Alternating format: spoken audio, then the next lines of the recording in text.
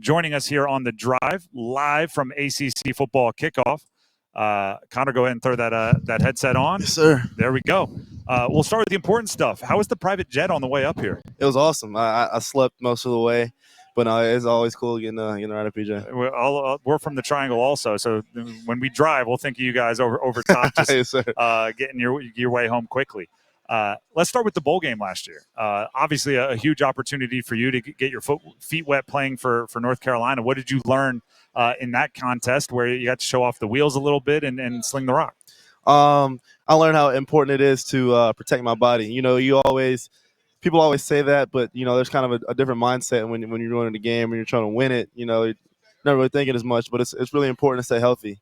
I feel like I tweaked my ankle early in the game, and it affected the rest of the game. And then obviously the reason why you were given that chance is because Drake May had declared. Speaking of protecting yourself, Drake May, especially last year, was running quite a bit, and there were some times down the goal line where maybe he didn't. What did you learn from watching him play and do some of the things that you hope to do? Yeah, no, but Drake, he played extremely loose and at the same time was really consistent. Being able to really flirt the line with that is I think really important as a quarterback. Not being able to say kind of, I'm just gonna play loose, and also being like I'm going with my reads every time. I think it's a hard line to balance, but he did it really well, and I hope to work that into my game. Connor Harrell, sophomore quarterback for the North Carolina Tar Heels, connecting with us here in Charlotte at ACC Football Kickoff.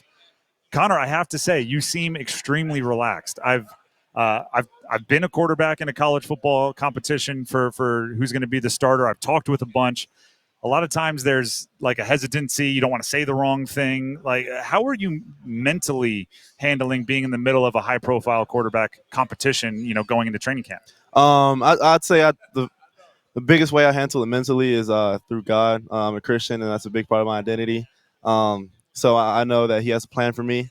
I know that, no matter what happens, that He still loves me. And, just knowing that it brings a big overwhelming peace in my life. Does that allow you to, or how is the relationship with the other guys in the room that you're competing with? Because obviously you're all gunning for the same position. No, I'd say it's really good. We spend a lot of time together, more time than anybody else on the team, besides my roommates, and that brings you closer. We all have the same goal: win a championship, and we're all trying to make each other better. What are you trying to show the coaches during training camp, before they make the decision that you think is kind of your best argument to be the guy for the Tar Heels? I'm trying to show the coaches that I can show up, make the throws, make the right decisions day in and day out, period after period, practice after practice.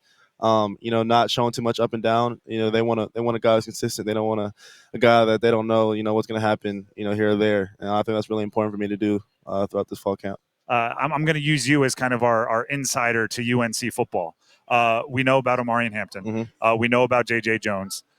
Who is going to surprise this year on UNC's offense? UNC's offense, Paul Billups is going to surprise this year. He's a great receiver. Christian Hamilton in the slot. Y'all know Gavin Blackwell. He caught some passes in the bowl game, but I think those guys are underrated. Y'all know Chris Culliver, but I feel like Paul and Christian Hamilton get overlooked a lot. Talk about our line and how big they are.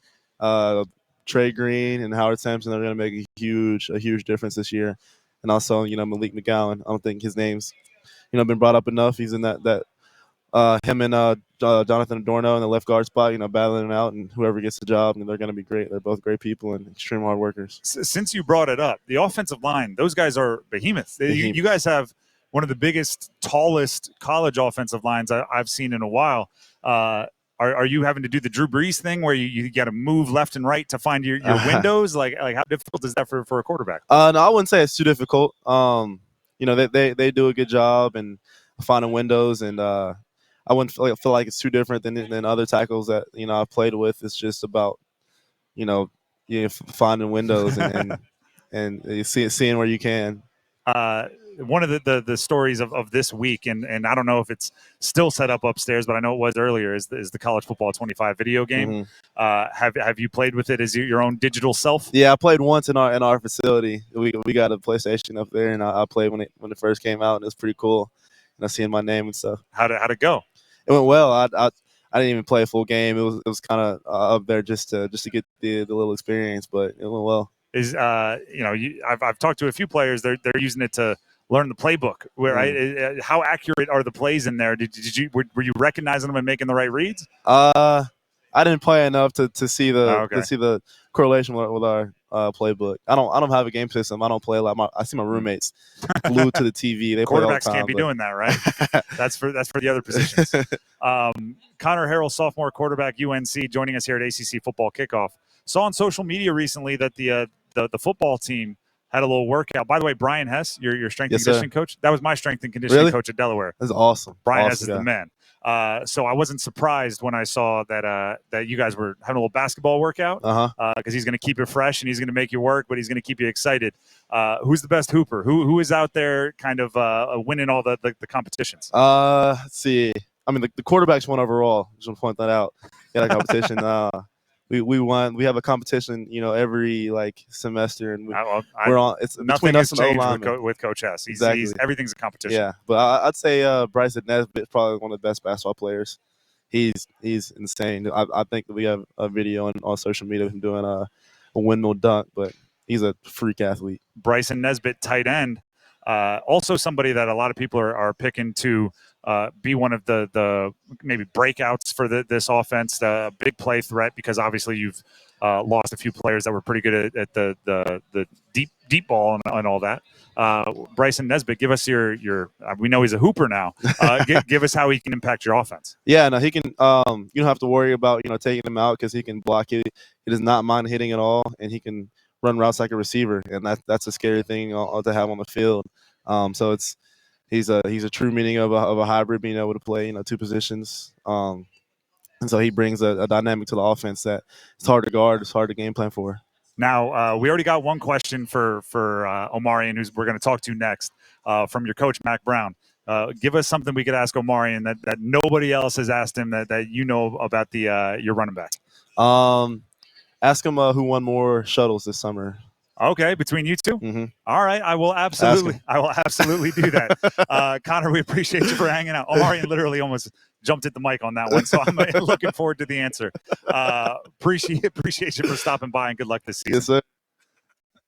All right, we are going to go ahead and get Omarion Hampton coming in iced out with the 28 pendant on his chain.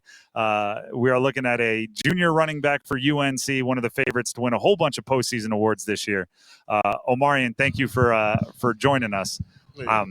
I cheated on this interview. I've got one question from your coach, Mac Brown, and one question from Connor Harrell to ask you. Oh, yeah.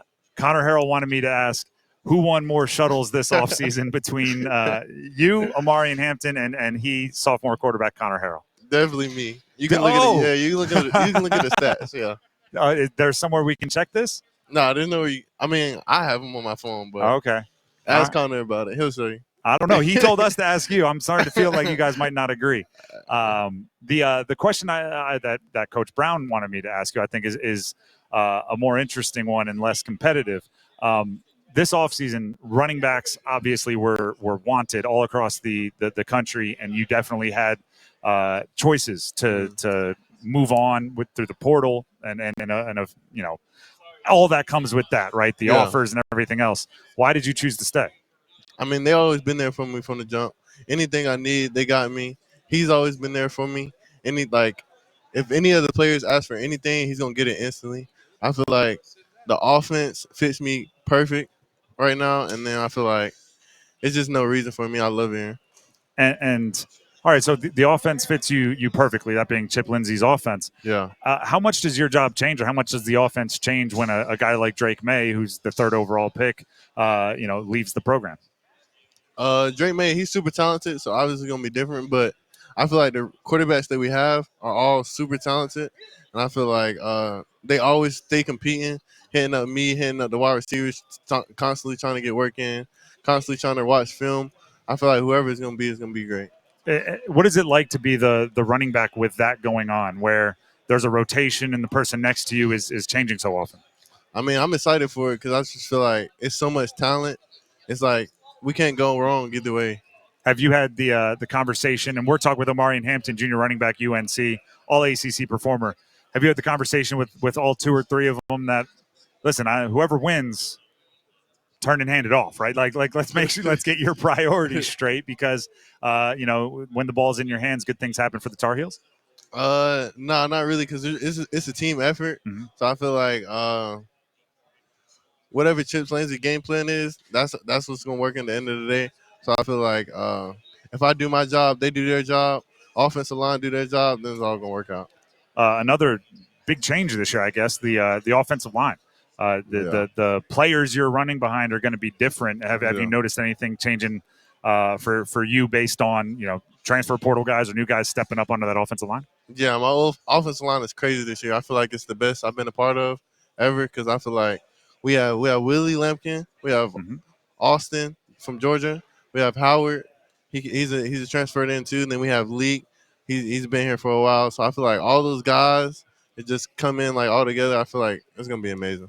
Now you show up with the 28 pendant on your chain here. UNC, I think it was Armando Baycott said he made $2 million while at UNC. Oh yeah. I'm not going to ask for the dollar figure, but are the collectives taking care of the football stars as well?